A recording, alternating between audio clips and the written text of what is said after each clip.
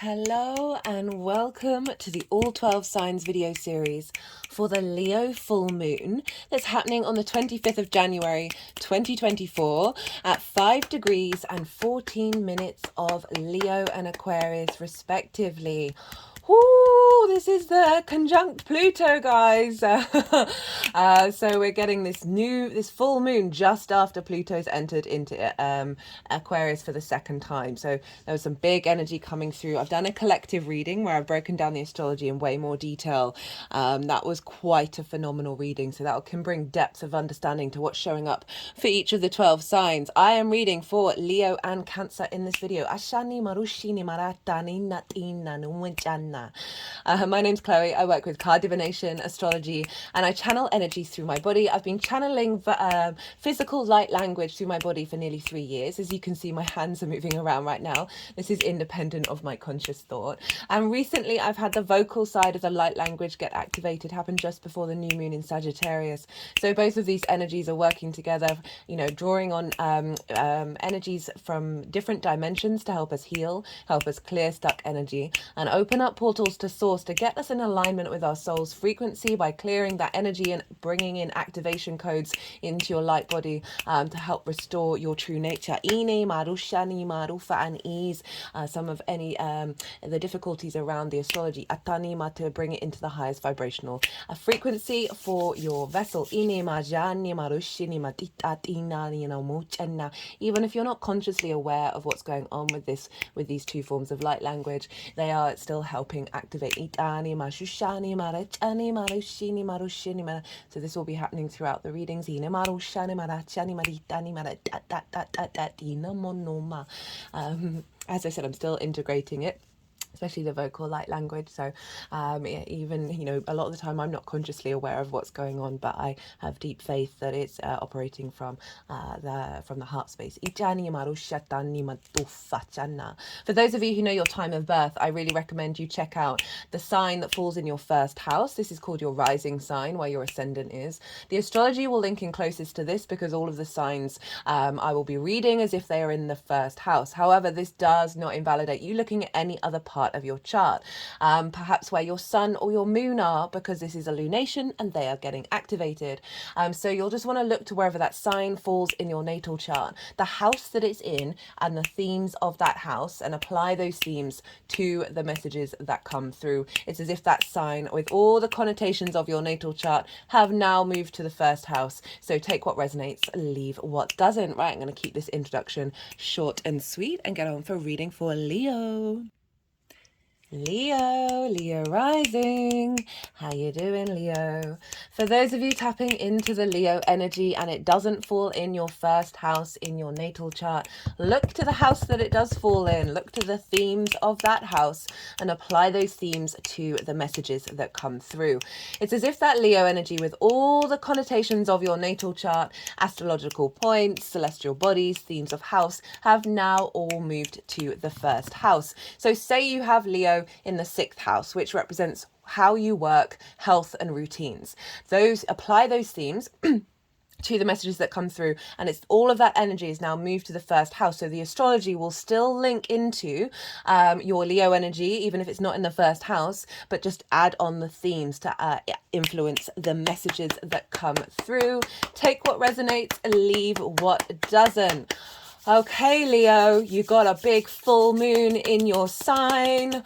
This moon, I've done a collective reading for this. I've broken down the astrology in more detail, pulled some collective tarot cards, and that reading, I've not had a reading like it since doing this channel, in the way that they laid it out, in the symmetry and the power behind it. It was just... it blew my tiny little mind. And so there's a deep, I pulled tarot, there's collective messages came through with that one. I've got these oracle cards here. I didn't read them in that video. There will be a separate oracle card reading after I finish this transit series. And Yeah, it's an interesting moon. It's got a bit of a split personality. For those of you who didn't catch the introduction, you may be new, maybe you haven't seen the last couple of transits. Recently, I've had a vocal light language activation. It happened just before the Sagittarius new moon. I'm still integrating it. I've been channeling the physical light language. So this is my hands are moving independently for nearly 3 years now. So this is all part and parcel of the reading where there's clearing stuck energy in your light body and bringing in activation codes. This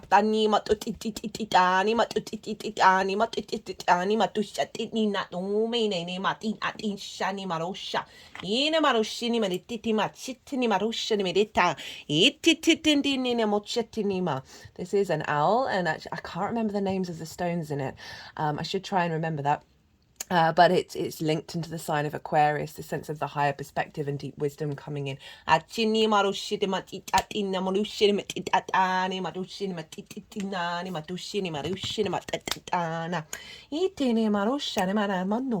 light language has been quite, especially during that collective reading, it was just pouring out of me.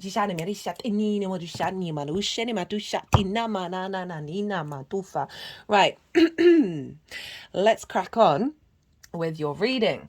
So regardless of whether Leo is your rising sign or not, the astrology will link in closest with the rising sign, but as I said, it doesn't invalidate anything else from words. doesn't invalidate any other Leo energy, right? So regardless of whether it is your rising sign, this is a full moon happening there. So there's an element of completion going on in the Leo area of your life, and so this can full moons can bring up a couple of things. I find full moons can bring up, there's at least 3 key themes that I see show up. Maybe none of them will, maybe 2, maybe 1, maybe all 3. So full moons are when the full light of the sun is shining on the moon. The moon represents our intuition, our emotional body, where our needs are being met or not being met. How do we nourish ourselves and others? And so this can bring about trigger time, right? So a lot of the times police stations, hospitals, schools get really rowdy around a full moon, and that is because that unconscious space of where our needs are not necessarily being met, or a misunderstanding of how to nourish oneself gets highlighted, because you've got the full light of the sun, the clarity, the vision, the purpose, the will, the conscious mind pouring onto the unconscious, so it's making that which was hidden now visible.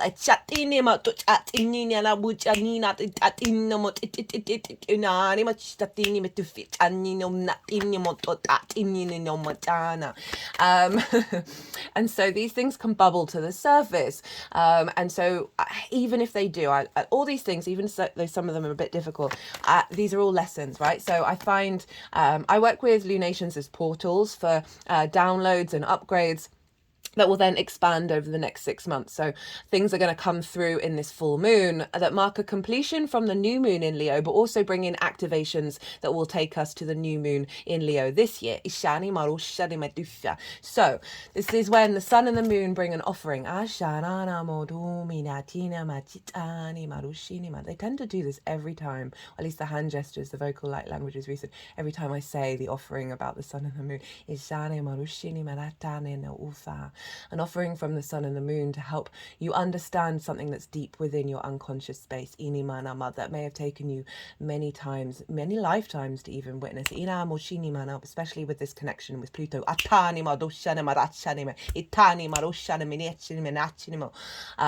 it's linked into the dead and the ancestors and a longer term cycle. Could potentially bring something to the surface that you may not have noticed, right? So essentially the sun and the moon are going, hey, look over there. In order for you to then sit with that over the next 6 months or however long and unravel and come to integrate it, find peace, find connection, and also help liberate that stuck energy.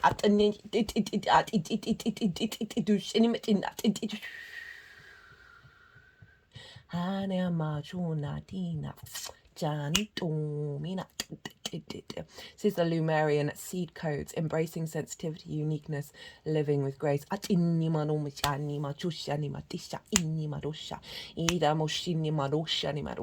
Sometimes these triggers can also show up and say, hey, this is what's being released at this full moon.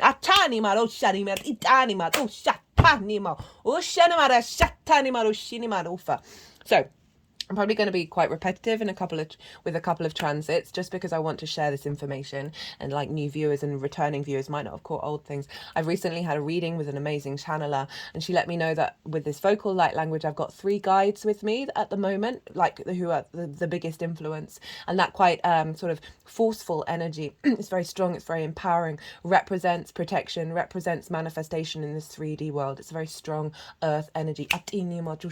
So I feel like it's helping protect whatever's coming through and help manifest that, what I've just said about the releasing. If things do bubble up, they're getting released in this cycle immediately. So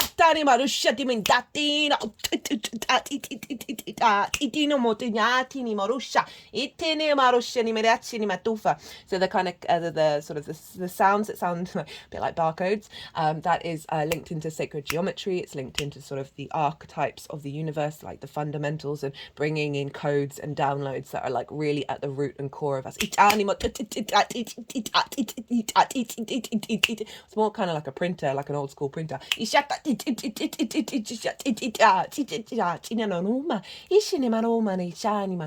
This one's more ethereal and linked into healing and raising the frequency. I'm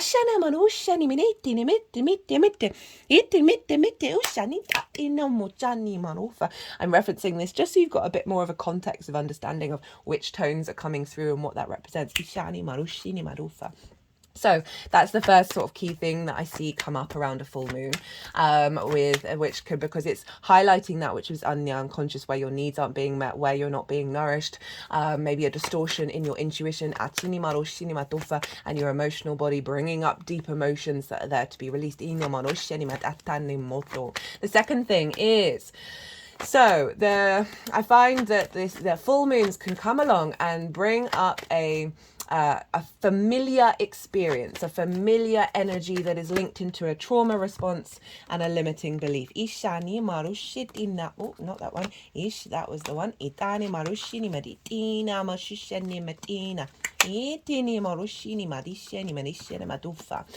Bring up an experience that is linked into a trauma response, a limiting belief, a core wound. It'll do this when you've been doing the work, when you've been doing the integration, but sometimes we tend to do that mostly in the mental sphere, and what we really need is sort of a holistic understanding of working with the emotional body as well as the soul and the physical body. So it'll bring up a situation that will have an energetic frequency linked into something deep, a core wound in your unconscious space.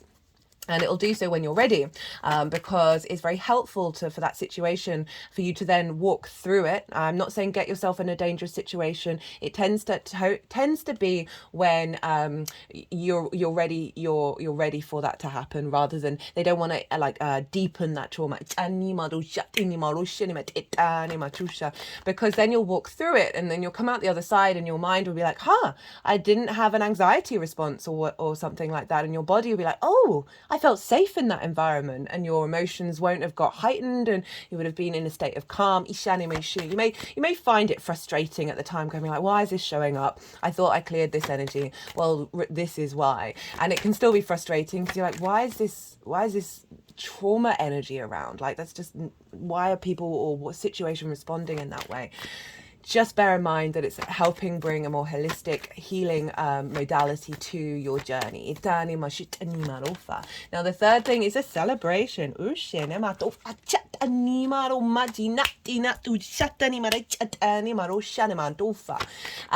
celebration, a completion of a heightened intuition, an advancement in your intuition, an advancement in your emotional body, activations of deep nourishment and your needs being met.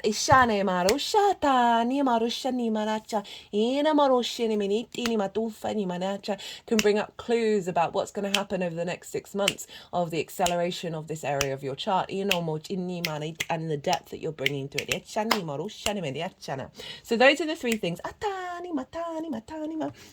that I can see showing up around a full moon. And as I said, this is a completion in the Leo area of your life, and so we're bringing an end that will then turn into a new beginning. It will then unfold over the next 6 months. Now, Leo rising, where is this happening for you? Well, it's happening in your first house. This is the house of self. This is how you embody your sun or your moon in your actions and your deeds, depending on if you've got a day or a night chart. The ascendant, you can refer to it as sort of the navigator, right? So the captain, which is either going to be the sun or the moon, passes the information on to the navigator, and the navigator is on this ship, and we're moving through the cosmic waters. It's the lens in which you move through the world. It's your body, it's your sense of self, it's your appearance, it's your character, and it's often how other people see you, because they see that embodiment, right? They see that lens rather than what might be going on behind the scenes. This is a very powerful house. This is an angular house, and angular house transits tend to have a big impact on your growth and your formation of the rest of the chart. So we've got this full moon here, a celebration of self. So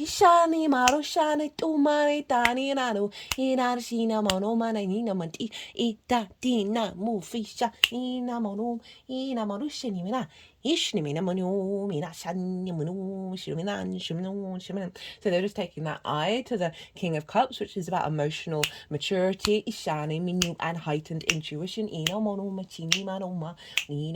building on your ability to embody yourself from your true soul's frequency in this incarnation. By releasing certain energies that may have hindered the growth that you're on right now. You might get an element of people celebrating you and celebrating who you are, as well as a boost in your understanding of your character and your sense of self, just feeling good in your body, and bringing that energy of abundance and celebration into the way that you move over the next 6 months. It may bring up triggers around who you are and what you think you are, releasing old wounds. There may be an element of not being seen and not being visible, and helping you realize that you don't need that outside exterior attention in order to understand the true value of self. Now, with a full moon, we want to look to where the sun is, because the sun rules this moon, rules Leo. So the sun is having influence over the moon. And also I find with full moons, wherever the sun is shining a light on the growth that has happened where the moon is. Before I kick off into the rest of the astrology, I am pulling cards for 3 different piles. The first pile is the lead up. The lead up into this full moon. So this is over the last 6-month cycle of those seeds that you planted around the new moon last year. That was a very independent, liberating energy. Square Uranus with conjunct Lilith. Venus was retrograde, so we were revisiting our sense of self, understanding bringing a deeper, more individual path of what love means to you, right? All the different experiences of love on your own unique space. Leo rules the heart, and your ability to embody that despite what might be reflected back onto you. Achani marushini marchini matushi tatani marushana monoma itana no fachani maritini matu atina tu machina tu fachina. I do feel sorry for the energies that channel through me, because my ability to whistle is not great. Just imagine there's a really strong whistle going on. Mochani ma ta ta ta ta ta ta ta ta ta ina ma tu cha ta na uchani na no ma tina tu ma tu mi na chani ma tu a cha ta ta etene morusha ti marusha to mo tu ni ma ti ni me ne etene marusha na hochani ma chini me ta ti no ma na no ma china no me chini ma ta ni ta hoshini ma ta tu fa ina ma hoshini ma ta ni ta ni ma chusha Tani ma itene to a chana ma tu fa china tushene man chatani man chatani man chat. Wow, so that was just a 10 of Wands in reverse, Knight of Wands, embodiment of this reversal of burden and alignment. We don't know where these cards are going to go though. Because the energies will move them around once I've finished doing the astrology and all the cards come out. This is fluorite. This is purple and blue fluorite. We've got the third eye activation card, oracle card. You can't quite see it. And blue and purple fluorite is linked into the third eye and the throat chakra. It's the ability to see clearly, not through the distortions of how others may see you. Achani marofa, being able to speak your truth. And helping bring in an alignment. And I love this. Okay, so second part, so the lead up, everything that you've been working on. What journey have you been on from that new moon in Leo last year, which was pretty powerful. The second part is the energy download that you're receiving at the time of this full moon. So as I work with 6 month cycles, so this is what's being downloaded that will then unfold over the next 6 months. It can also link into what's going on around the full moon itself. If I get those messages, I will say them, but it's often more about what energy download is coming into your light body. And the third part is how all this energy is going to manifest moving forward. So those are the 3 piles. Let's crack on with the astrology. So we want to look over to where the sun is, and the sun is in the sign of Aquarius conjunct Pluto. Pluto went into Aquarius a couple of days before this full moon. I've done a Pluto in Aquarius series. That was a really beautiful thing to do because I'm so aware of the fear around Pluto, and there's understandable reasons for that. But I've done a reading for all the 12 signs, as well as a collective reading and an oracle reading. That is the transit that's taking us up to the 1st or 2nd of September before it then dips back into Capricorn. So very, very powerful ingress, right? We're still in that ingress energy. When planets enter a sign, they're very loud. They can highlight things that are going to crop up throughout this transit. And the sun and Pluto entered Aquarius at the same time. So we're getting a lot of vision and clarity around what that transit's all about. Pluto represents fundamentally creation and destruction, the honoring of the cycles of life, death and rebirth. A lot of fear can come out around that because we can hold on to things, and there's an element of control, possession, obsession with Pluto, but this is because it's just bringing up those human responses to change.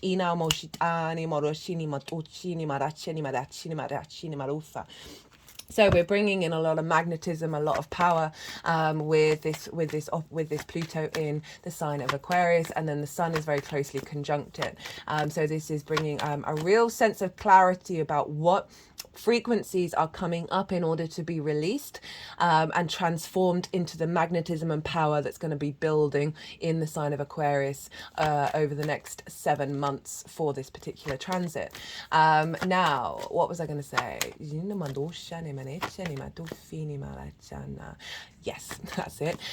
For you, Leo risings, this is, well, regardless whether you're a Leo rising or not, Aquarius is opposite your sign. I've said with all those Pluto and Aquarius transits for everybody, look to the Leo area of your chart in order to bring what's going on in Aquarius into balance, right? To operate from that heart space. Make sure that you're in alignment with your integrity when it comes to tapping in to the frequency of your heart. And now Aquarius is opposite that energy. So this is where things can come up that are out of balance in these 2 areas of your life with a full moon in order for you to rectify that. With oppositions, they are 2 sides of the same coin, even if they feel very separate from one another. They are mirrors to one another to help realize the deeper connections that they have. And with an opposition, we want to honor the fact that everything is always in flow. Sometimes we may prioritize one area for a while, but with the understanding that it will always rebalance, and it will always be, we want to honor each experience, right, and not try and subjugate the one or the other. Now, Aquarius for you, Leo rising, is in your 7th house. This is the house of the other. This is intimate relationships. This is like important relationships in your life. This can be business partners, one-to-one clients, people you work with on a one-to-one basis in a working environment, intimate friends, long-term committed romantic relationships, because this house is linked into marriage. There's an element of contract. It's ruled by Saturn. There's a sense of integrity and commitment, right? So you're honoring what you give, and the experience of connecting to somebody else in an intimate long-term way. It's also how your relationship with source is, right?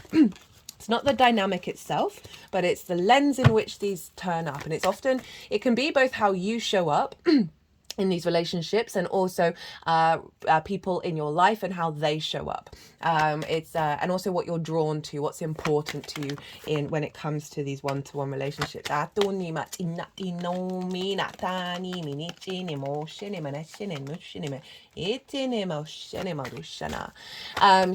there can be sometimes with a full moon in your first house, you can get recognition from the other, right? You can get celebration from the other, a sense of value and connection. But we've got this conjunct Pluto, and so it came out in the collective reading, which I do recommend you go check out just because of the magnitude of what this moon's about.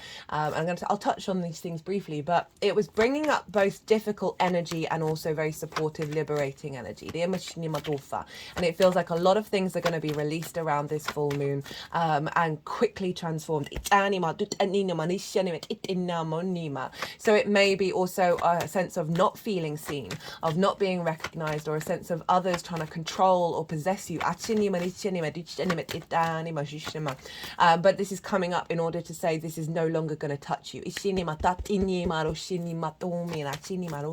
be able to see clearly about what's going on. But as I said, this can also be a celebration with a business partner, celebrations with intimate friends, or if you're in an intimate romantic relationship, a heightening and a celebration of that, an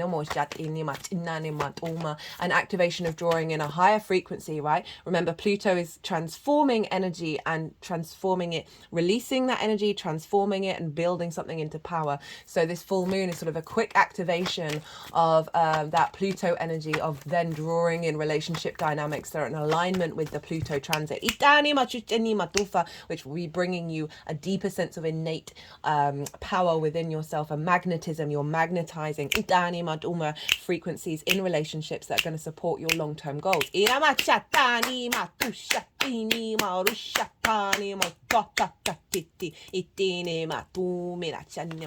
Also heightening a intuitive connection to your relationship with source energy, that intuition and needs being met, drawing in releasing frequencies that don't meet your needs or your nourishment or your emotional body, and activating codes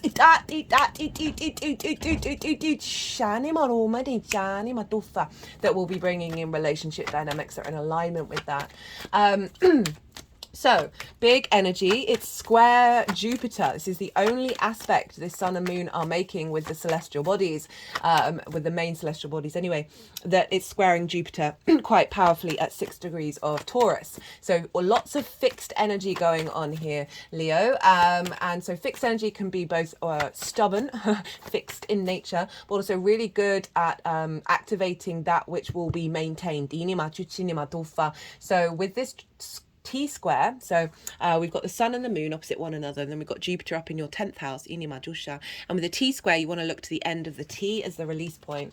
And Jupiter is the greater benefic, right? It wants to expand, wants to bring wisdom. There's a sense of deep knowledge and knowing, a bringing together in order to elevate, a bringing of confidence deep within yourself, a sense of joviality and generosity, opportunities, and just overall a sense of abundance. Now it's forming 2 squares. Squares bring about manifestation. They also bring about conflict, drama and frustration. And I feel like if this does come up, it's here to be released, or here for you to figure out, okay, this isn't touching me and I'm not going to engage with this moving forward. We've also got the manifestation energy, and this is over in your 10th house of career, life purpose. Career doesn't have to be your life purpose, it can facilitate it. Your visibility to the outside world, your reputation. It's also linked into bosses. Jupiter's been retrograde for some time, so you may have felt some sort of drawbacks and setbacks of that Jupiter energy just going inward and retracting, helping you question and widen and expand your inner space. Now Jupiter's moving direct, so there's more momentum, there's more movement here, and we're creating manifestation at this full moon of things coming into being. It's an alignment with your life purpose. So this can be an activation of frequencies of drawing in maybe business partners, maybe friends, where you collaborate and help facilitate each other's life purpose, intimate romantic relationships that are in alignment with where you want to be headed, bringing in this activation that's tapping into your heart space and making sure that you are not self-sacrificing in that way. And Pluto can magnetize and make things big, of really activating this deep transformative energy within you that may have been blocked around the other intimate relationships, and where are you headed and what you're doing. Any frustrations around that, Jupiter is playing a very key role here of bringing in a state of manifestation that wants you to feel good in the 3D realm.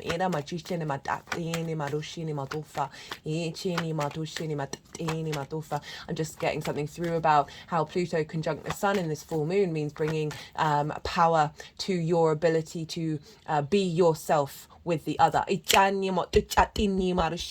rather than disappearing.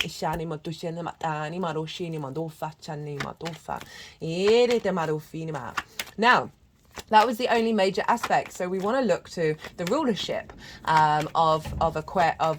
So the Sun, whatever's going on with the ruler of a sign is impacting the sign that it rules, and the Sun rules Leo. So we've got a balance between Leo and Aquarius because the Sun is over in Aquarius. So we've got these sort of higher vibrational frequencies, this broader perspective, more unique energy, galactic energy, looking to the future. There's a distance, there's a coolness to Aquarius, but it's in balance with this full moon of the fire energy, of being able to see clearly, understand the universal truths of your heart. Ishani, more in relationship to the other, Ina, and your expression of self.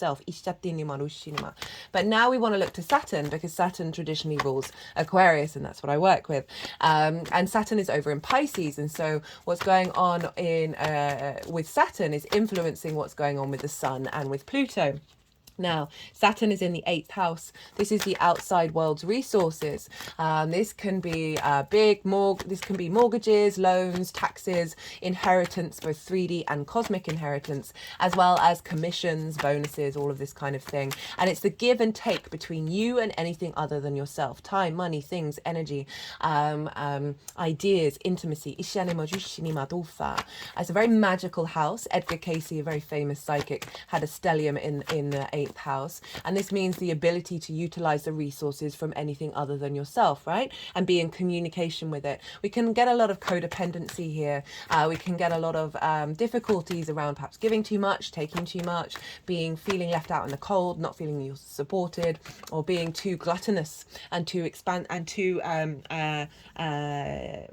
I want to say shallow, but I don't really mean shallow, but certainly that sort of only accessing that level, which is a wonderful thing. I certainly love being gluttonous every now and again. But it's all about balance. It's all about balance in life.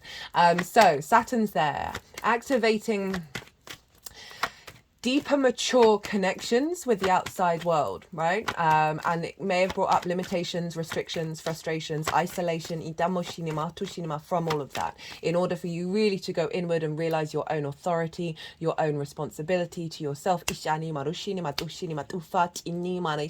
order to activate a level of commitment and integrity with your legacy in relationship to these relationship dynamics, right? So the 7th house relationships, the dynamics of it show up in the 8th.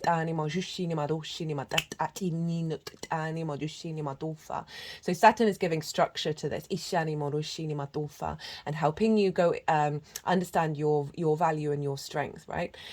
Because whenever we've got 8th house transits, I always say there can be a distortion of, say you've got a project that you want to do, but you're like, oh, I need this, this, and this from the outside world in order to even start.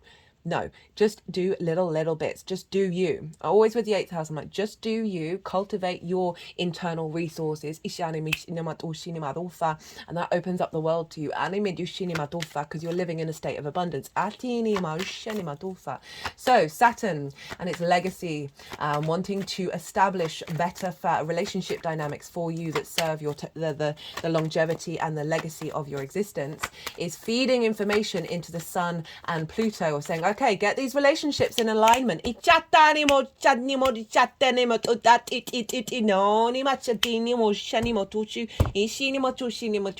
And your understanding, right? So much codependency, right? We can self-sacrifice and give ourselves to others, right? So that's also then feeding into the sun of making sure you're getting an activation code that's in alignment with the respect and honor that you give yourself.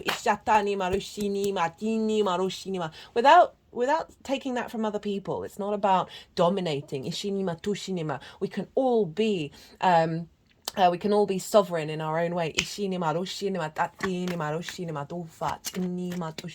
could mean the end of certain relationship dynamics. Because if we think about it, this is all then being linked back to Jupiter, because Jupiter rules Pisces traditionally. So Jupiter's influencing Saturn and therefore influencing the sun, Pluto, the moon. Ishana Marusha. And Jupiter's over there expanding your understanding of where you're headed with your life purpose. Wanting you to have an innate knowing within yourself, a sense of ease around this. So it's going to be infiltrating what's going on with Saturn, saying, hey, we're in alignment. We want to make sure these relationship dynamics facilitate and support the life purpose. Isha, life purpose can be anything, career, whatever it is that you want, creating a beautiful garden. You know, these things can, you know, our purposes can be simple. Isha, when I say simple, ignore that. Life purposes don't have to be these big, massive things, right? They can be, they very much can be, but I just don't want anyone to feel small. So, I don't know what I'm doing. Well, if you're taking so much joy out of building a beautiful rose garden or whatever it is, that is one of the most beautiful things you can do in this universe.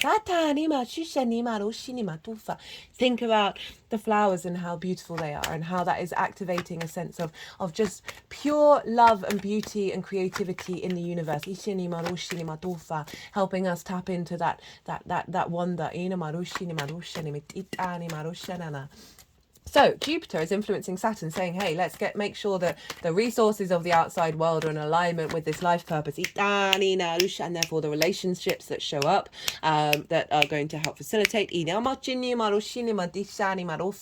help set up the individual to be able to navigate and have the intuition about what's going to work. Now, Taurus is ruled by Venus, so we want to look to where Venus is. And Venus is over in the sign of Capricorn. And she is helping us connect to our long-term earth legacy, unraveling deep frequencies that are in the mountain, as in like the more fundamental connection to that heart energy that's so powerful, that is going to last the test of time, that is going not only in this lifetime but in the next. So Venus is helping facilitate that. It's a very grounding energy. So we've got this yang moon and sun, right? And now we've got Saturn, Jupiter and Venus, all feeding information into this moon, because Venus is in Capricorn, which is ruled by Saturn. So we've got this energy feedback loop between Saturn, Jupiter and Venus, and they're going round in a circle, and that's all pouring into this moon, and they're in yin signs, earth and water, which is deep nourishment, deep observation and strategy, right? Very nurturing and bringing depth to this actions that the activation codes that are coming through. They're making sure that there's an element of groundedness and depth to these things. Now they are making beautiful aspects with one another. They are Saturn and Jupiter are sextile one another. Saturn and Venus are sextile one another. This is an aspect of Venus bringing about harmony, love, appreciation, value,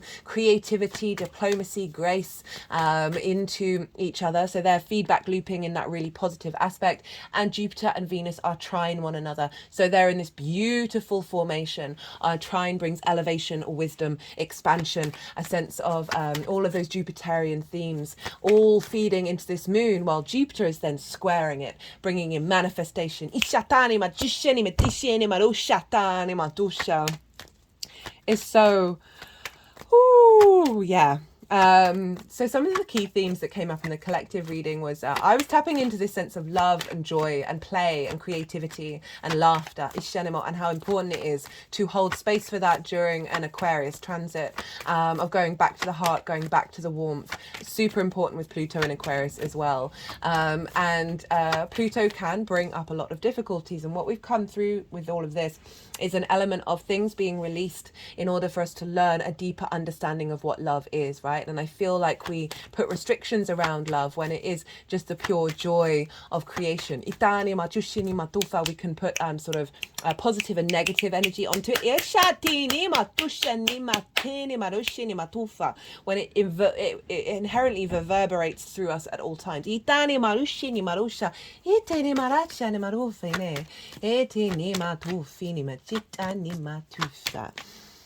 There was lots of other stuff that was coming through. What time is it? Okay, we're doing all right. Coming through with that reading. We've got some deep healing because we've got Mars and Mercury square Chiron. So we're releasing some wounds and activating the motivation and clarity to move forward in our legacy, clearing those wounds and finding the wisdom within them and being able to commit moving forwards to deep healing and activation of our individual timeline.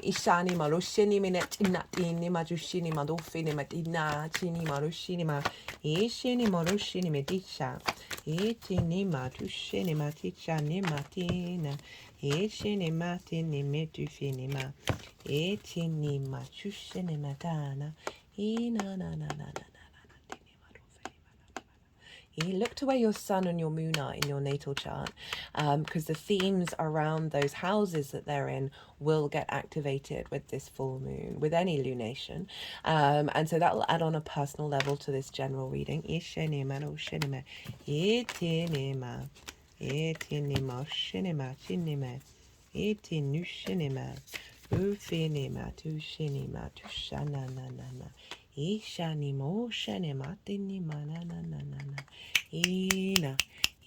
Right, I've said everything. Well, there's lots more I could say, but it's I don't want to overload. If you feel like you want to know what else is going on with that, go check out the collective reading.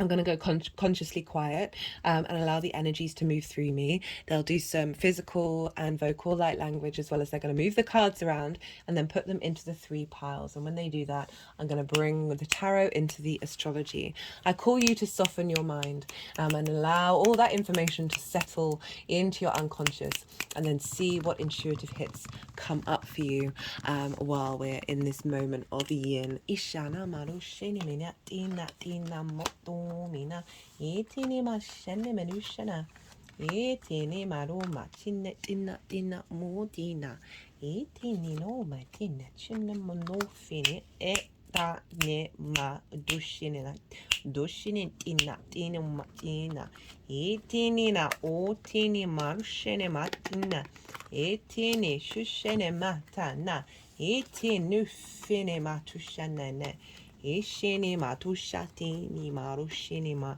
itina itini marufina itini nina itini matushini moshane ma itinu fini tinima tinima tinima tinima tinima tinima tinima tinima tinima shushenima itinimo tinima tinima etane etane motini itinima toshinima itinima itinoma itinominatina itinimotinima tinema itinimotufinima tishinima tusha atina ufinana machana ine manoma itinima tinechana ine manoma utimine ichenima tushanima ina moduma ichenima noma shina itinena nenena nena nene itinimoshinima tinimianimonumfa ta tintinema tintinina puchanine moni matinina tina italu Etino finima tina tini manoma. Etini etinima. Etini marushini marachatinina. Etinima tinima tinima tinima tinima tinima tinima. Damma dina. Ita ta ta ta ta ta ta hushani mana. Yushini mana manumina. Itani maru. This is the happy Buddha. Happy Buddha energy is about finding a way to smile through all things that, you know, life is ridiculous, existing is ridiculous, and tapping into that energy. Ishani mo shatani marosha. Itani tumena doma doma dusha doma chantani ma onima tini na na na na na ni na ni na na na tush tina muno makai tini no itini marach tini mo china la la na muni matana achini marushini marushini no motini ma ishani marushini marushini me etini ma chishini ma etini ma tu matine etini marushini marushini maratina etini ma tu fina etini maritini maritini maritini marushana achunni matina tini ma duma duma ishini marushani marushini maritini ma etini maritini moshene moshene moshene motufini machana etini ma tini mene tini nene tini menushene matini ma etini mina tini ma tini ma tini ma tini ma tushene ma etini me etini moshene mana tima tini ma tina etini na etini manof. Right, okay, Leo.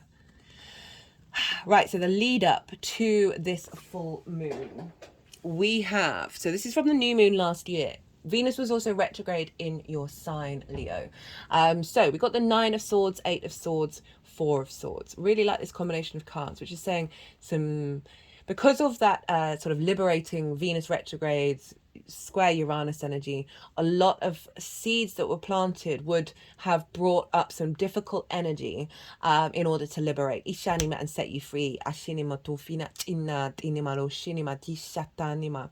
we got the 9 of Swords with the 8 of Swords, and these are difficult energies, right? So this is there's a level of anxiety, there's a level of sleepless nights, of having a lot of heaviness over your head and not being able to think and embody yourself. This could be about reactions against what other people think of you,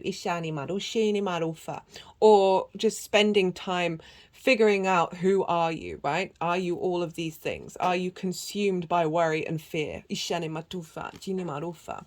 with the 8 of Swords, which feels this is the trapped in a cage of your own making, which is high, and the fact that they're in this order of sort of highlighting, you know that this is a cage. You understand that there have been some limitations in your embodiment and sense of self that you're aware of, and you've spent time working through them. They've been coming up and you've been navigating through it, because we got it crowned by the 4 of Swords, which is knowing you are held by something bigger than yourself, taking time in meditation, isolation, just deep contemplation of who are you and why are you. In the traditional Rider-Waite, there are the 3 of Swords hanging over this, right? And the Ace of Swords underneath, of working through that heartbreak. And it's not just about romance, it's about anything that's distorted your heart. This may have spent a lot of time distorting your heart and keeping you trapped. But with the way that this is formed, it's like, you know, the cage, you've been aware of the cage, and you spent time in meditation of it, right? You spent time working through it. And I love this card because it is traditionally a church, so it's this acknowledgement that you're not alone, that you are supported energetically, that you have the capacity to be held and to be able to then sit in contemplation, figure out who are you and why are you. You know, that Venus retrograde was helping you revisit your understanding of self, revisit your understanding of what love means to you, and certainly the love of self and how you receive love from others, or the limitations of love. And I'm feeling like it was very supported, because even though those are difficult cards, I'm not getting the feeling that it's been something that you haven't been aware of and been able to navigate in a very healthy way. Okay, for the moon itself, so they mix these around a little bit, which I thought was really interesting, that to begin with, these cards were here of like what's being downloaded, and then they wanted to go of how that's then manifesting moving forwards. And so it's this acknowledge. I love it because sometimes the cards are like, hey, we want to be in more than one place. So it's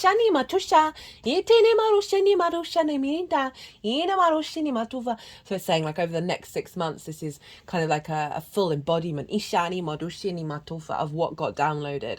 And then I feel like what's coming through is sort of like, here's the activation codes to help get to that point. Got the 10 of Wands in reverse, the 3 of Swords, and the Death card. Fantastic combination of cards, right? The 10 of Wands is burden, right? Of feeling like your embodiment of self, the way that you navigate through the world is that of burden. This figure is hunched over. They cannot even see that it's a beautiful day. So often we can get in this mindset and forget the power that we have of carrying all of these wands, right? I always say with this card, it's about the mindset. It doesn't mean that there might not be lots of things that you need to do, but it's how you look at it, and it's in reverse with the 3 of Swords in reverse of saying what's coming through is a release of distortions around your heart and this sense of burden in this 3D existence. Remember, Jupiter and Taurus represent life purpose, right? Of where are you headed? Taurus, how feel good in this 3D world.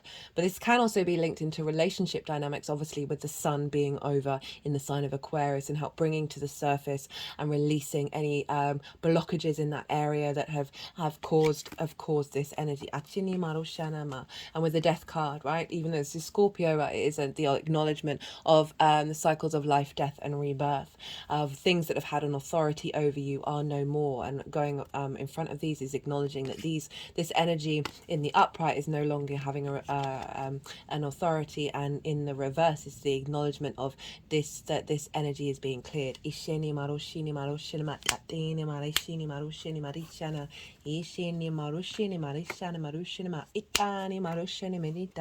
Death of self, of this, of where you've come so far, and activating a higher frequency, that's in alignment with your soul's frequency, and the ability to embody that.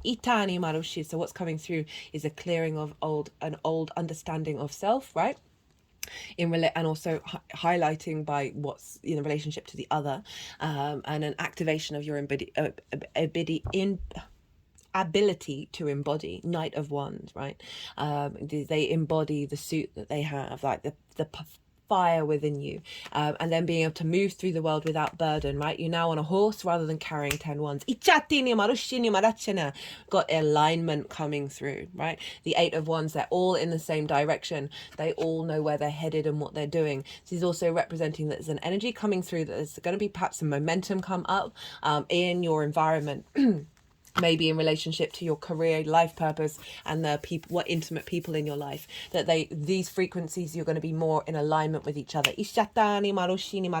Away from burden and heartbreak. And coming into the 9 of Cups. This is feeling good in yourself. Third eye is throbbing at the moment.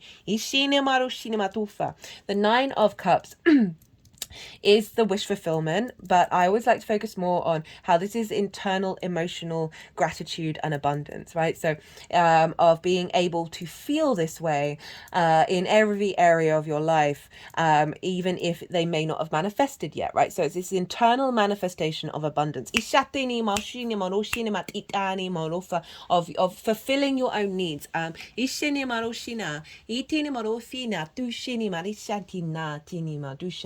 of tapping into your intuition that takes you places that then activate feeling good. And activate this sense of joy. Being able to dance through life. Living with grace. Fab cards of releasing. So, right. So, examples of this right, may show up around the full moon. And you may realize that they no longer have an authority over you, which helps you then embody your true nature, bring you into alignment and feel good about yourself, right? As well as just generally, because these things they may not show up, but they're generally getting cleared out anyway, or certainly big ones that have really caused blockages. We're always going to have little layers of these things show up, right? But it's then taking that step back and getting that perspective. Got the Guru, the King of Cups, and the Three of Cups for how this is all manifesting moving forward. The Guru, this is the Hierophant. This is Taurus energy. So this is saying, this is taking you towards your life purpose. By embodying your true nature, not being bound by distortions of other people's energy. You are free, you are becoming liberated to commit to your legacy. So the guru is like basically be your own guru. The Hierophant has gone through some things they've learned, they've studied, they're able to then share their wisdom. So something may be activated in the 10th house where you're able to share your essence. That facilitates not only others but also yourself. It's also commitment. For some of you, this might be relationships that come into your life with this activation that represent commitment, right? So that in that 7th house energy of your ride or die. Juno's over making a grand earth trine with Uranus, Mars and Mercury, along with Lilith, of independent commitment to self. That then brings in a deepening of connections with the other. Particularly in the way that you work and the way that you value yourself. So as I said, for some of you this might be getting married. Finding a business partner. A level of commitment with one-to-one clients, and friendships that are a feedback loop of wisdom. Got the King of Cups and the Three of Cups. King of Cups, very emotionally in their own being. They're very in control of their emotional body. And there's deep intuition here, very creative. These are the authority that you're going to take action on these things, on your intuition. They're in alignment with where you're headed. No longer getting knocked off your perch and falling into anxiety or heartbreak around other people's responses. What is meant for you is meant for you. When you raise your vibrational frequency, this is often when relationships fall away. Because it's part of the soul journey that the others may not be matching that frequency. So drawing towards you a deeper understanding of your own internal sovereignty and strength and then an intuition of connecting to those who are in alignment. And speaking of connecting to those who are in alignment, we've got the Three of Cups. This is union with others, being in flow, celebration, like-minded energy, abundance, joy, pleasure, but it's harmony. They're in harmony with one another. Moving away from that Three of Swords. So by being having a deeper understanding of self and confidence within that Knight of Wands, I apologize, you're then able to bring towards you that of flow, right? This can be being in flow with your embodiment of self, feeling abundant in the way that you move through the world, and then drawing towards you people that are in alignment with your life purpose, taking the action that brings about abundance, and alignment.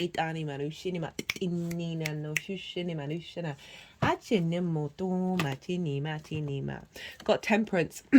Balance, miracles, combinations, environments. So it's I think it's the combinations. This is about refinement of self. It's also Sagittarius energy for you, which is creativity, joy, love. Birthing things into the world. This feels like an alchemization of your internal environment that is then going to have big effect on the external.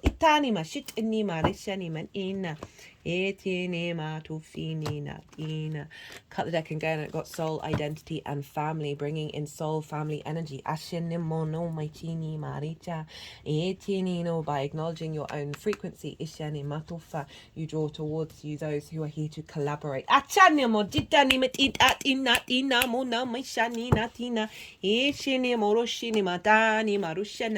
Love, love of true love of self, right? And in a way that is grounded and strengthening. Cut the deck and got spiritual career. Any career can be spiritual, so we're linking back into the 10th house. This love can also be about the love of the other, right? And bringing in frequencies where you have a good feedback loop of love. Domestic harmony. Alignment within yourself that you've been working on, that is bringing in the strength of this. Right, I'm going to leave it at that, Leo. Yeah, it's an hour. I hope you enjoyed this reading. I certainly did. Don't forget to check out the collective reading if you feel so inclined. Be good to yourself, Leo. Be good to those around you. And most importantly, be well until we meet again. Cancer rising. How you doing, Cancer?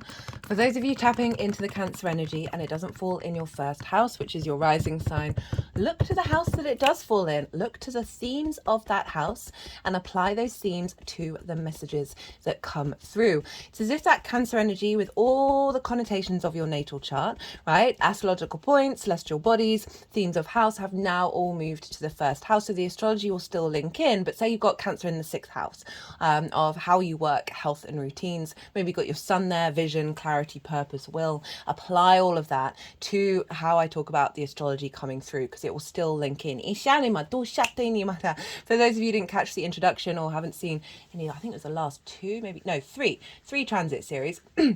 I've recently had a vocal light language activation. I've been doing physical light language for nearly 3 years now, and I'm still integrating it. So that's going to be, there's been a lot coming through. I'm still not consciously aware of what's being said, and sometimes it doesn't really matter. It's like the felt emotion behind it, and so even if you're not conscious of what's going on, this is all helping clear energy and then bring in activation codes.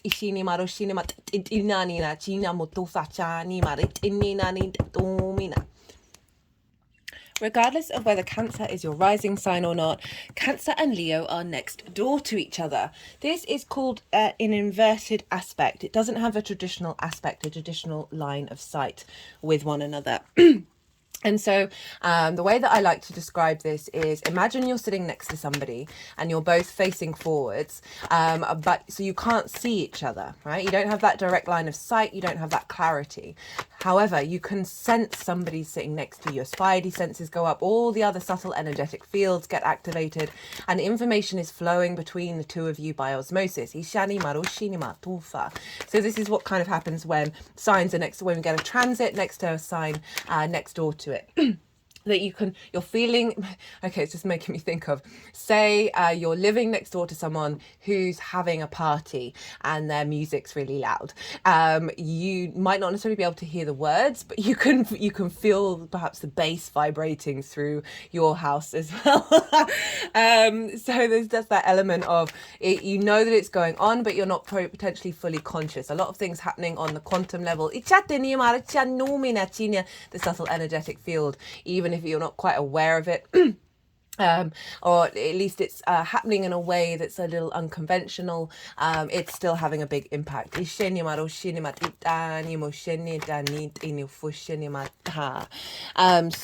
let's talk about, right, there's lots of things to talk about. I'm pulling cards for 3 different piles. The first pile is the lead up to this full moon, and that I work with 6-month cycles, and that's from the new moon in Leo that we had last year, which was very powerful, right? It was square Uranus. There was a lot of liberation energy, and a sense of setting us free, bringing in new neural pathways around the heart space. Venus was retrograde, and so we were really working over our deeper understanding of what does love mean to Leo, what does Leo mean to Leo. Goodness me, the light language has been relentless for this. For not only that, I've done a collective reading. Sorry, I'm a bit there's just a lot that I want to get out, and it's the light language is, the vocal light language is just, it just feels like a constant stream. So it's quite hard to, I'm still integrating all of it. It's quite hard to navigate all these different things going on. I've done a collective reading that will be live already. Where I break down the astrology in way more detail of this moon. Also a lot of, there was the tarot reading. I've not had a reading like that, not in the way that they laid it out. And in the cards that came through, there was a real fundamental symmetry with it that blew my tiny little mind. So if you want a deeper understanding of what this moon's about, do go check that out. Right, so that, as I said, I work with 6-month cycles. So that new moon in Leo that was super powerful, we would have been... That's so funny because that card was underneath this one and I put it back. I should have said. The seeds that you planted around that new moon, whether conscious or unconsciously, the unfolding of that, and with the energy around that, it felt like a lot of things were coming up because of that Venus retrograde that we're now closing a chapter on that. So there may have been some difficulties over the last 6 months, but difficulties that took you to a space of release and letting go of old formats. Right, so that's the first pile, is what's unfolded in the last 6 months. What journey have you been on? The second pile is linked into the energy of the moon itself. As I said, I work with 6-month cycles and I see lunations as portals, download times, activation codes coming through. And so we're going to receive, the second pile is based on what download is going to come through that will then unfold over the next 6 months. So what activation, whether you're consciously aware of it or not, still coming through. And the baseline for that is the collective reading, right? So then the tarot on top is in relationship to the Cancer energy in your chart. So if you want a deeper understanding of what that second pile is about, check out that collective reading. And so this will, sometimes it's about what's going on around the full moon itself. If that does happen, if it does pop into my head, I will say it. But it's mostly about what energy frequency is showing up that's downloading into your vessel that will unfold. And the third pile is how all of this is going to manifest moving forwards. Now, full moons. Okay, let's talk about where this is for you, Cancer rising, first, and then I'll talk about the full moon. Cancer rising, this is happening in your second house of your resources. The skills and tools you have in order to manifest in the world and bring in regular income, the things that you value and deeply care about, as well as how do you value yourself. And so often that side of it is distorted, and then that distorts our understanding of the gifts and the tools that you have in this incarnation and the things that you value, because you may not value yourself in a way that is truly authentic. So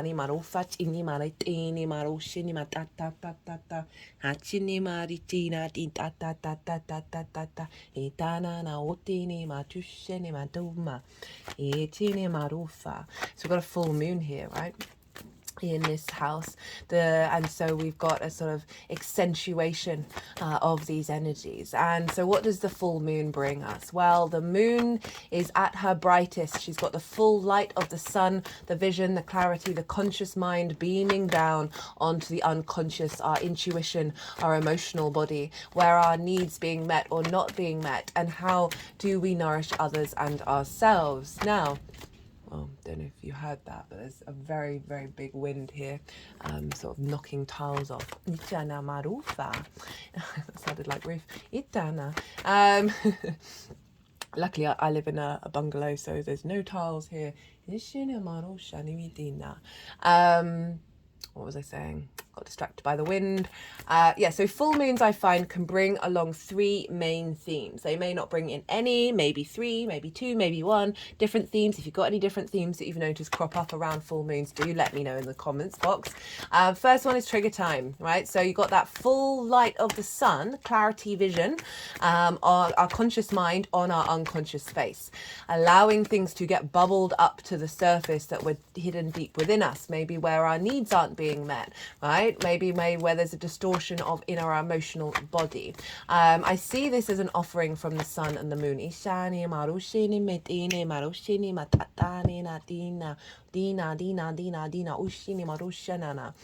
To help highlight something that may be hidden deep within you that you may not have noticed in this lifetime or the next. And it's bringing it to the surface. It's shining a light on that which was hidden in order for you to then sit with that and do some inner work and work with it, bring peace to it. Ishani maro, unravel the knots of energy within you. Achani maro shini matitana. So there may be things that get triggered. Your needs may not be met. Others may not be met, that then are a reflection on you, and you're working through that and understanding your value. Maybe there's an element of giving yourself to everybody and depleting yourself, depleting your resources for the sake of others, and they're still not happy. Ishina, and you're like, oh, and you keep giving. Keep giving your love. You keep giving your warmth. Ichani maru shini maracha. So that might crop up in order for you to draw a line under that. Ichani maru shini, and realize you are enough. Ina mo chani maritini marusha. So there may be triggers around situations where you are not valued, or situations where you fall into a lack of self-worth. Ichani maru shini marufa. Situations where your skills and your resources might not get the recognition that they should do. And if this does happen, it's in order to bring in about deeper strength of you keep doing you, right? This isn't about needing outside recognition. This is about honoring the fact that the very essence of what you're doing is still a vibrational frequency that's going out into the world. And the fact that you have these skills and tools and resources to manifest in the world is a beautiful thing and celebration of that. The other thing, the second thing, is a situation that shows up that is triggering, or that is based on a trauma wound or a limiting belief that shows up that you may have been working on, right? This tends to show up when you're ready to integrate, fully integrate, because so often when we're doing the shadow work, we're doing the inner work. It's a mental sphere. Like, we tend to operate just in the mind. It's a very easy tool for us to access. But what we really need is a big full holistic understanding, right? Working with the emotional body, the spirit, and as well as the physical body. So the sun and the moon will come and bring up an opportunity that has a similar energetic frequency to a past situation that produced trauma. It doesn't want to ingrain it. It's not there to ingrain it. But in order for you to then walk through that and realizing that it no longer bothers you. And then your body walks through that and feels safe. And so that's adding on this integration of, oh, I've moved through this, and bringing in a full realization. You may get frustrated because you're like, why is this showing up? I thought I cleared this. But it's just to help you have a deeper understanding of these things can still continuously show up, but they're not touching you. They're not bothering you in the same way. You can still be you. So this may be, as I said, the kind of things that I brought up in the number one can show up that you're liberating yourself from. Third thing is a celebration, a heightened point of energy, of intuition, of your emotional needs being met, of feeling nourished, of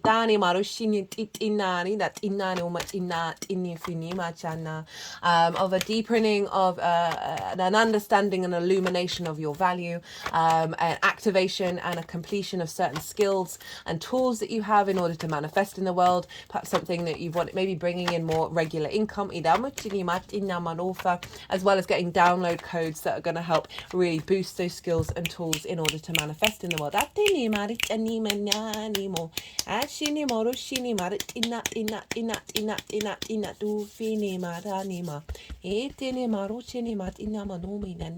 A deepening of your understanding of what you value, external to yourself, a culmination of your resources, and an activation code to boost that. Okay, so that is the sort of themes of the second house and what might show up with a full moon. Now let's talk a bit more astrology. As I said, I've broken this down in way more detail in the collective reading. And so I will be touching on a lot of it, but not all of it. So we want to look to where the sun is, because the sun rules Leo. So wherever the ruler of a sign is, it's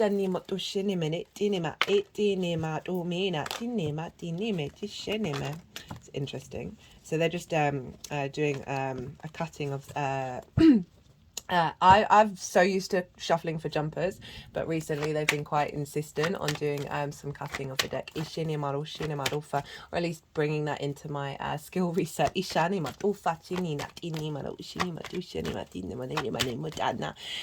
Right, what was I saying?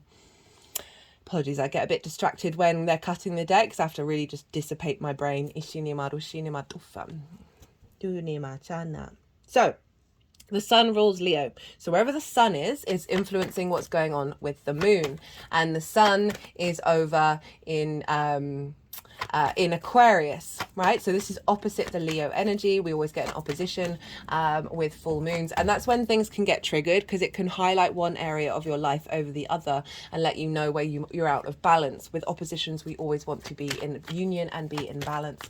Now this moon is just after the ingress of Pluto into Aquarius, the second ingress of 3, and the sun and Pluto walked hand in hand into the sign of Aquarius. I've done an Aquarius in Pluto transit series. This is for the transit that's leading us up to the beginning of September. That's like paving the way for the third and final transit in the end of November. So very powerful energy here. Of it, and then immediately we're getting this full moon, and one of what I really highlighted in the Pluto and Aquarius series of look to where Leo is in order to bring that into balance, because Leo rules the heart of not leaning in on the heart space, right, and making sure that that we're walking our talk via our heart to help with any sort of potential difficulties around Pluto and Aquarius. So Sun and Pluto are conjunct one another. The sun is influencing the moon. So this is the outside world's resources, right? This is bigger chunks of money, commissions, bonuses.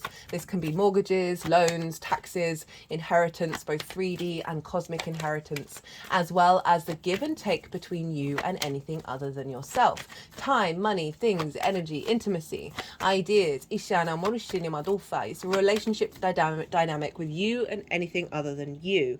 And that involves source energy as well. Edgar Cayce was a very famous psychic who had a stellium in the 8th house of being able to utilize the resources not only in the 3D realm but of the multi-dimensional realms. So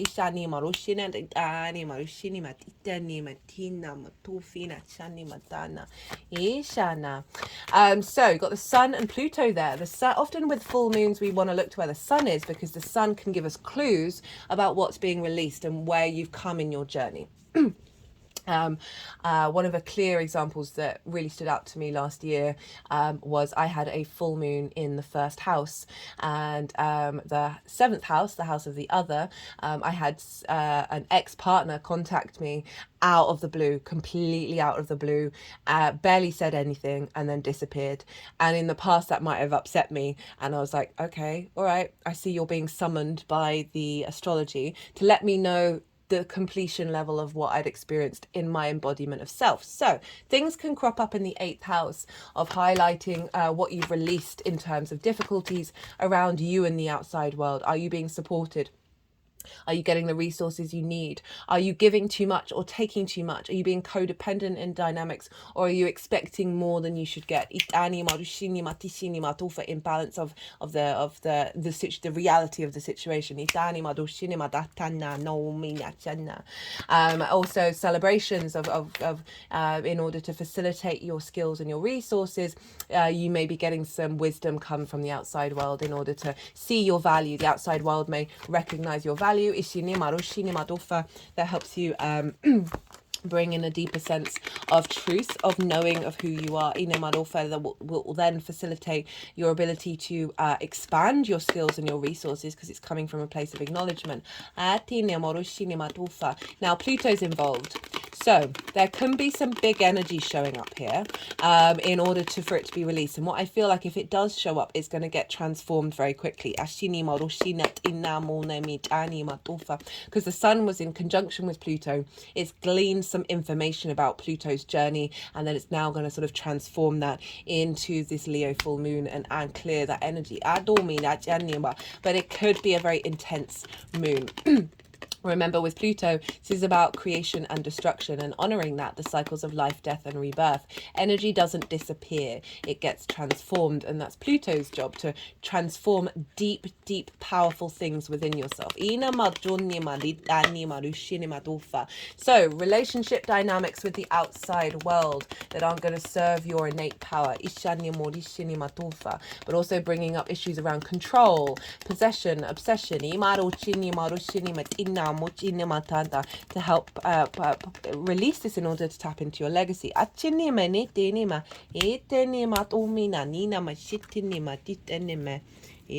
Just cut the deck and got the Aquarius card.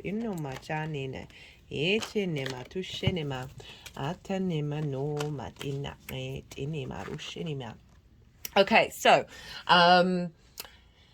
the sun is in Aquarius, which is ruled by Saturn. And we've got this really lovely feedback loop between Saturn, Jupiter, and Venus that are governing this moon, that are influencing this moon. So this moon is yang energy. Fire and air is yang, more extrovert, taking action, direct action, go, go, go, go, go. Now, so we're getting downloads about action that will then unfold, but it's being grounded and held by earth and water energy. So Saturn is over in Pisces, which is in your ninth house of how you see yourself in the world, right? The mapping and understanding yourself in relationship to the outside world, the universe, your morals, your ethics, your philosophies, your connection to book, religion, source, science, and nature itself. Ishiani is perspectives. It's about teaching and learning, broadening your perspectives, right? Saturn's moving through there. There's Saturn transit series. They're in their own playlist. Go check them out if you want a deeper understanding of that. That Saturn is bringing in a level of maturity and responsibility around your perspectives, helping you tap into the perspectives that are going to last you the test of time, releasing those that don't, in order to bring about a strength of your understanding and your value in the world, in the universe, that is then broadening your ability to bring a sense of connection to those perspectives that are inherent in your own integrity, basically walking your talk and activating your legacy in relationship to where you're headed with those perspectives, because your perspectives influence the rest of your life. And all of this is feeding into Aquarius.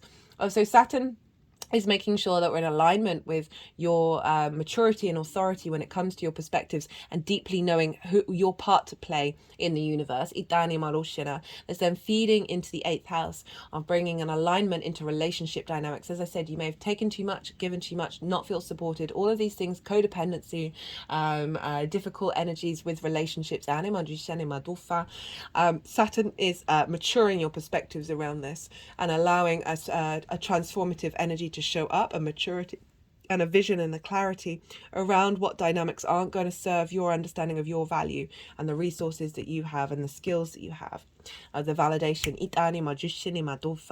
So that's where Saturn is. Saturn's being influenced by Taurus and Jupiter, who's in Taurus. And Taurus for you is in your 11th house of hopes and dreams, friends, groups, and alliances, and reaping the benefits from your 10th house, your career house. So Jupiter is expanding your hopes and your dreams, expanding the kind of frequency of the groups and alliances that you're drawing towards you. Expanding the sort of the acknowledgement of the work that you've done in your 10th, and that is feeding into Saturn of your perspectives, right? So hey, we're elevating our hopes and dreams, elevating groups that's in alignment with your perspectives of who you are, which is then feeding into, hey, let's make sure these relationship dynamics are in alignment, that then feeding into a boost of your value. This could be groups and alliances around the time of this moon, people in groups of seeing and witnessing your skills and your resources, wanting to facilitate your hopes and your dreams. You may reap the benefits from your 10th house around this full moon, and that helps deepen your understanding of who you are in this universe, and realigning. Oh, well, I've got different relationship dynamics now. I'm not based on old cycles. I am valued, I am respected, which leads to a celebration of your sense of value. Now, Venus rules Taurus, so we got to look to where Venus is. And Venus is over in your 7th house of one-to-one relationships, right? Business partners, one-to-one clients, people you work with on a one-to-one basis at work, intimate friends, long-term committed romantic relationships, as well as source energy. This is the lens in which those relationships show up. The dynamics are in the 8th house.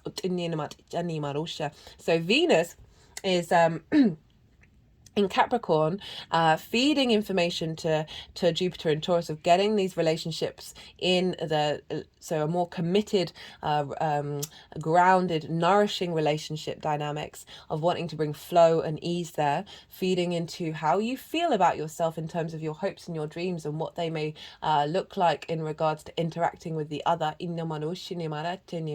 drawing towards you perhaps some energies that support your hopes and dreams on a one-to-one basis, feeding into your perspectives, that's then going back into your sense of value. So it could be that other people, the other or source energy, is showing up for you and letting you know the value that you bring into the world. Now, they're all in a feedback loop. So Capricorn's ruled by Saturn. So Venus, Saturn, Jupiter in earth and water, grounding longevity in relationship to love and the frequency of love, and making sure you're still tapping into love. And bringing in new understandings of what love means. That will become a very valuable skill and a resource that you have within you. Not having that value dependent on others, seeing the true strength within yourself. Sometimes we need the outside world just to wink at us about that, bringing in that frequency that will then get instilled into your sense of value and self. Okay, I'm going to leave it at that. There's lots more that I could talk about, but I'm so aware of time, and yeah. So I'm gonna go consciously quiet, and I let the energies move through me. They're going to move the cards around. They'll do some physical and vocal light language, and then I'll bring the tarot. And when that's finished, they'll put them into the 3 piles, and I'll bring the tarot back into the astrology. I call you to soften your mind, and let all of this information settle in your unconscious. I do apologize. I know I was speaking quite fast towards the end there, but there's just I'm so aware of how much I always like to bring in a lot of nuance, but we're being very grounded in this energy that could be, there's an element of discombobulation, there's an element of discord that can show up with this conjunction with Pluto, with the sun and with the moon opposite, of like not feeling in balance either, Majusha. And I say that because what's coming up with that is here to be broken down and destroyed and transformed into wisdom, and that will then sustain us, right? That's activating, as I said, a new universal truth when it comes to love. That collective reading was wild. I really do recommend it. We had like 3 kings show up, which is saying we've got a lot of support, we've got a lot of sense of command within ourselves to navigate this energy. But as I said, this is liberating a lot of stuck old patterns. Right, so see what intuitive hits come up, and then I'll come back round and I'll bring in this lovely tarot in with the astrology. Right, let me move this down so you can see what's going on.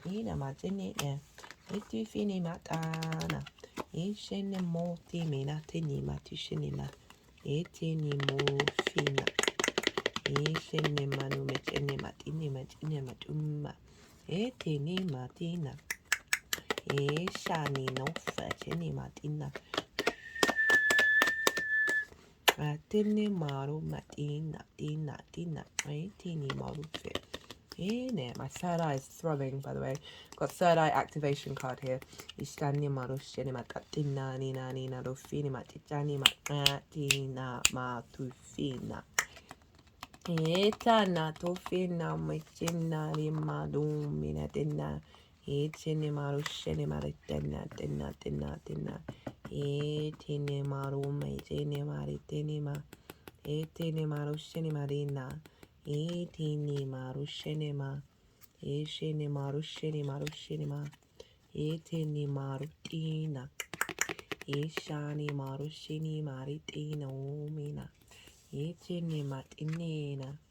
Ishinima duma tani dati no fishinima ninda.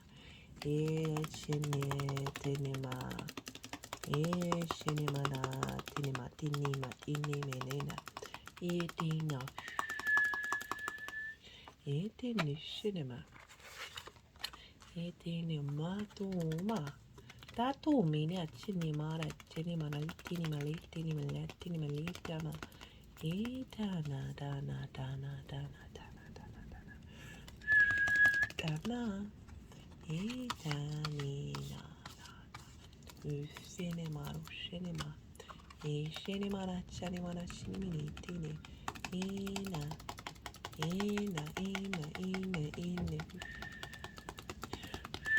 tine matufinina itinina tina echinima meli tinema itinina tinema itinema tinema tumina tini chani tushene ichane ishene maru shene mara chinema inema tinema chinema tufinema ina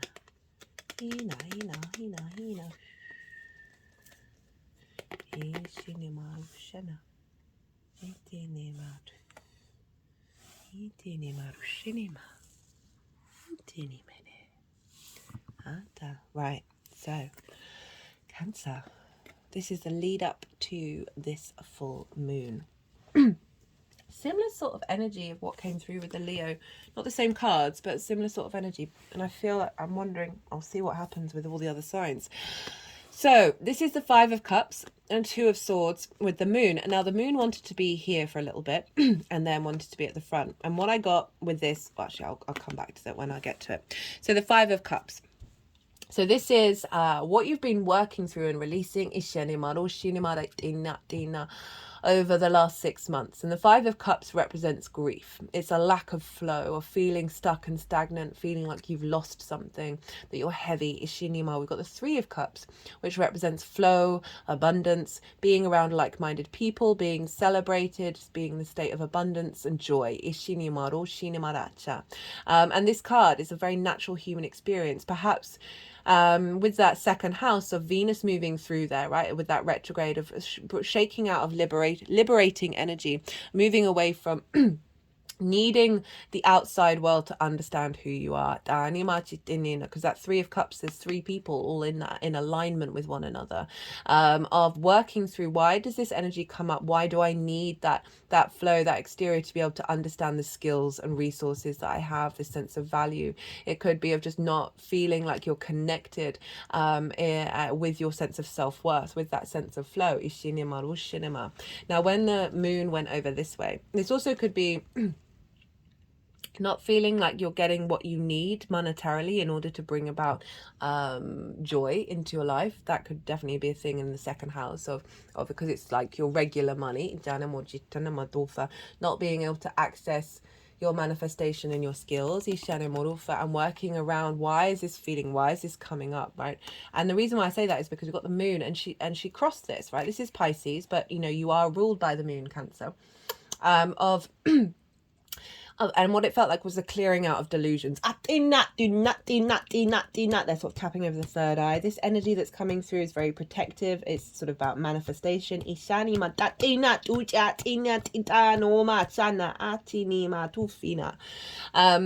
that's what it's felt like with that cross of like the acknowledging that this, it's not that it's not real, but it's part of cycles that aren't, or you have many pathways to walk. Ishani Marusha. And I feel with this crossing it is acknowledging that there are other pathways, right? You see this pathway of the water here where the lobster is to walk through these pillars and enter into reality. And we got it with the Two of Swords. And this is saying you've been in meditation, you've been in stillness, because you've realized there's a choice you can make. You can still walk down this path, or you can walk another path and enter into a new landscape. And that's when the moon is over the top, which is allowing you to tap in to your skills, to your sensitivity, to your intuition about how to bring things into being and how to manifest, as well as deeply knowing your value in of that which has been hidden. If you think about Pisces, is how you map yourself out in the world. Ishani marufa, your perspectives. Ishani marufa, of bringing a frequency of your perspectives that is breaking away from that delusion. Itani marushini mat itani mat ushani manacha. Itini marushana matana. Now, for the energy of the moon itself, this is what's being downloaded into your vessel to help facilitate this area of your chart over the next 6 months. So these two cards showed up for Leo, which is really interesting. We got the Eight of Wands. I don't put them all together and then put them at the bottom of the tarot and then pull them out. I put them in random places and then shuffle. So it's quite surprising that they've come out at the same time. We got the Eight of Wands and the Nine of Cups with the 10 of Pentacles. So we've got Wands, Cups, Pentacles. This is big energy, combined energy to help you understand your value from a deep space and understand and activate all the potentiality of your resources. We've got the Eight of Wands. This is alignment, right? So having gone through this energy of clearing away some distortions, now we've got a completion energy of that's bringing you into alignment.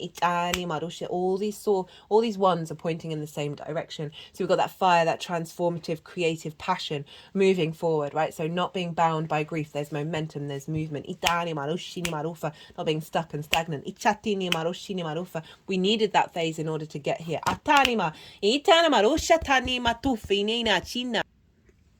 And so this moon is bringing a download, an activation code of alignment into your skills and your resources, right? Everything's slotting into place.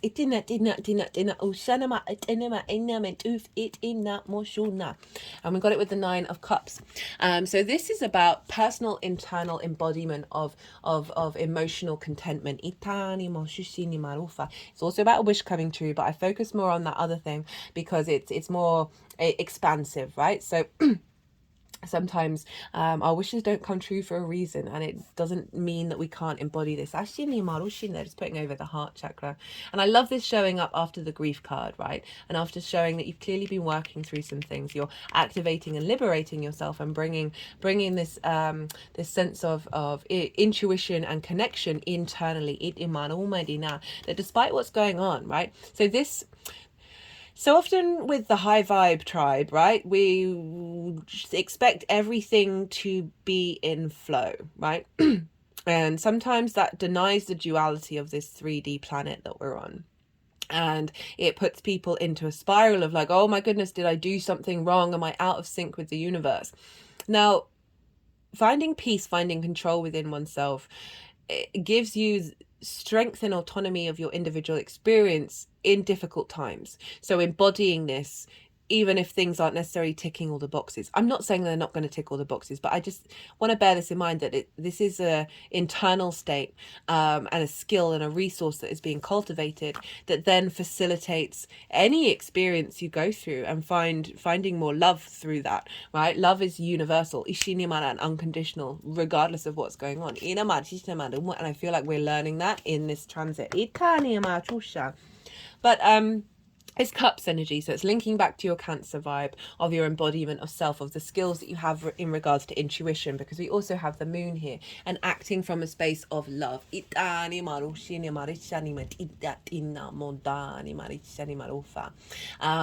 we're thinking about the sort of the ninth house of perspective, realigning relationship dynamics, that Eight of Wands, relationship dynamics of resources, that's facilitating your hopes and your dreams, right?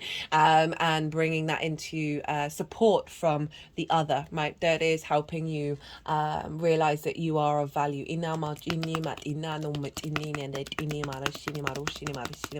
But just generally, like, really seeing an activation of the skills and the resources that you have. Because of the Ten of Pentacles. This is legacy energy, earth legacy energy. So if we link into the second house of how you manifest and bring in regular income, this is saying what is coming through with this full moon is coming into alignment of legacy energy in the 3D realm.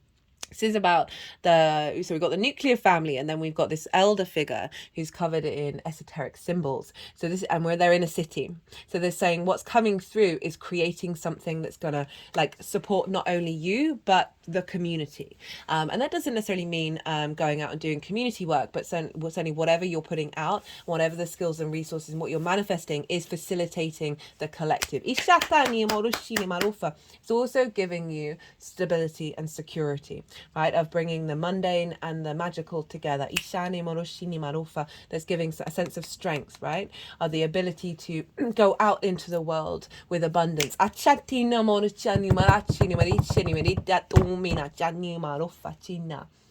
So really tying in that a sense of value within yourself, this deep commitment that you're going to have within you're not going to get shaken. You're in alignment. There's a feeling of abundance and gratitude with that 9 of Cups. And then we've got this real strength of energy showing up of saying the skills and the resources that are here within your vessel are to serve your legacy. Right, how this energy is manifesting moving forwards. We've got the Ace of Wands, we've got the Star card, we've got the 3 of Cups. So this is a real renewal of your sense of self and sense of value. And this is what's unfolding. This is how it's manifesting. That I feel like this is going to be building and building and building, that there's a virility, there's a life coming through, there's a sense of passion. So often when we're in that kind of space, we might lose our sense of passion of what we're bringing. So this is saying that there's an element of sort of perpetual perpetual interest and creativity that's being activated by this.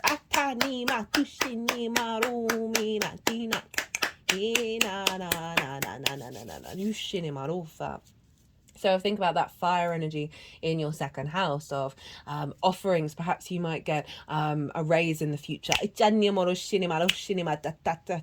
That's helping bring about a sense of enlivenment to your existence.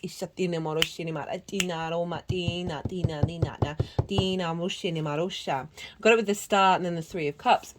So this is about, the Star is the Aquarian card, and so this feels like this is highlighting that there's going to be some rebalancing with the outside world, Ishana Mono Shinima, and their ability to see your uniqueness and see your skills in Namanu Shinimarufa, because we've also got the flow. We've got that 3 of Cups that's fallen over, is now coming up as how this is going to manifest moving forwards. Now the Star card, if we think about it, outside of the Aquarian energy and just the energies that's showing up in the second house of how do you value yourself. She is unclothed. She is so rid of masks. She knows her authentic self. She knows the value. She's had to go through some deep healing in order to get there. And it is a constant process to nourish thyself. Ishani Marufa, tapping into the galactic energy in order to hope and dream again. So it's saying that what's coming through, what's manifesting with this is deeply healing for you, able for you to feel empowered and embodied, and able to utilize the resources, because she's busy doing stuff, right? She's manifesting, she's creating in the world from a space of deep nourishment, and I really feel that that's getting activated from this deep heart awakening. Now we've got the 3 of Cups. This is being in flow with your skills and your resources, right? Your skills and your talents. Loving thyself, Ishanima, which is definitely the Star energy. This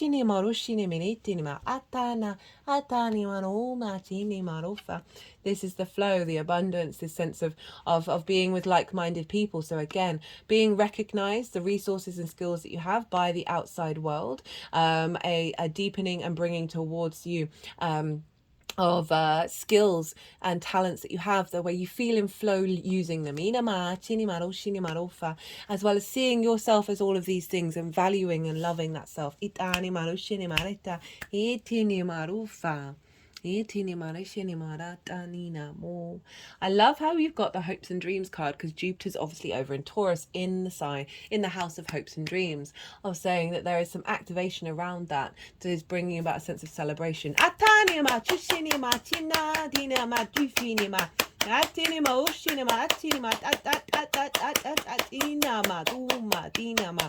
And then Venus over in the 7th of one-to-one relationships, right? Even though there's 3 here, there's a level of intimacy. There's a level of deep connection, rather than that isolation. Cut the deck and got activate, awaken, and enlightenment. So being able to move past that heavy energy of grief, moving away from sort of being at an impasse and coming into a higher mindset. Aquarius is kind of like really that sort of zoomed out perspective, and then the enlightenment is the happy Buddha, right, of finding joy in every moment, even if it might be difficult, of releasing the sense of weight.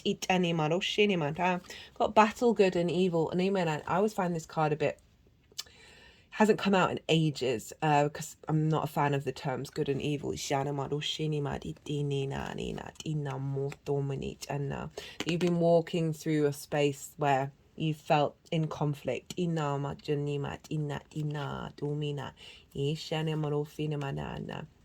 bringing that into balance. This is the moon in Libra card as well, and that's where's Libra for you, Cancer, and my brain is a bit fried, is your 4th house of roots, foundations, home, your private life, right, who you are in private. So you've been spending time in private, trying to find some balance and moving away from does it all have to always be good and then evil? Like, are there shades of grey in between? And can you release the intensity behind that? Right. One more. Let's see what else. This is the First Light Tarot. All the decks are in the description box. Ishanima, if any of them take your fancy. Diversity and blending. So bringing up more options, more ways of utilizing who you are, not utilizing, of engaging in your skills and your resources. A blending with other people, perhaps in where you're collaborating with the skills. But what I'm really getting is like a more activations around your skills and your talents.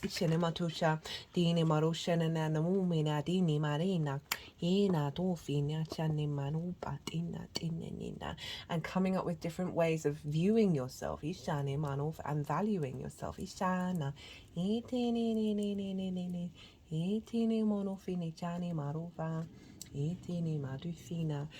For some of you, it might be about bringing in different sources of income.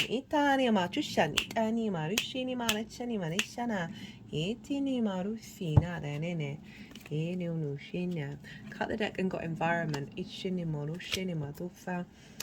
Being more at ease with the outside world because you have a deeper respect and honor and value of self, which means you're more in flow with your environment rather than that battle of good and evil.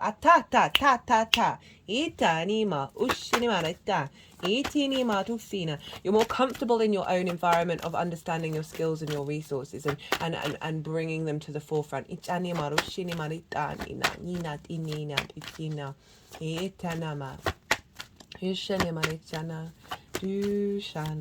let's get one more card. One more card for the lovely Cancers.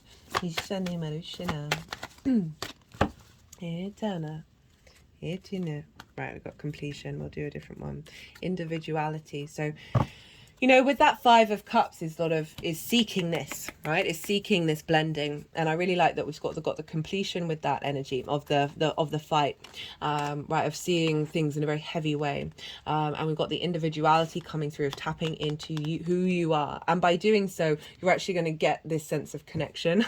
So paradoxes and the contradictory, ridiculous nature of the universe always never fails to amuse and also just like, okay guys, but this is really lovely that there's a real sense of knowing you knowing yourself, you doing you, and by doing so you're bringing in this level of flow. Ina majani marita. Right, Cancer, I'm going to leave it at that. I hope you enjoyed this reading. Be good to yourselves, Cancer, be good to those around you, and most importantly, be well until we meet again.